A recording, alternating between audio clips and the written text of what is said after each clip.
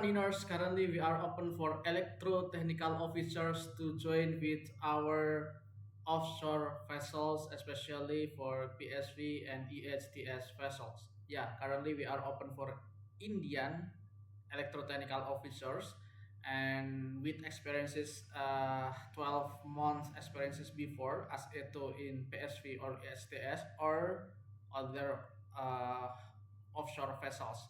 Yeah, the salary will be starting with 6,300 US dollar per month, but it's negotiable. We will consider your salary based on today's market. It's not problem, and the rotation will be 60 days on and 60 days off, and the area will be on West Africa.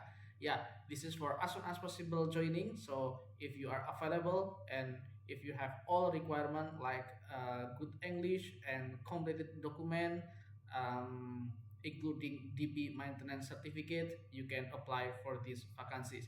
Yeah, you can send your application to our email or you can put it directly to our link database.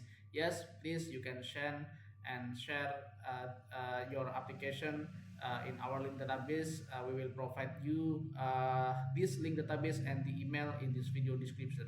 Please like, subscribe, and share this video to your friend in India. Bye bye.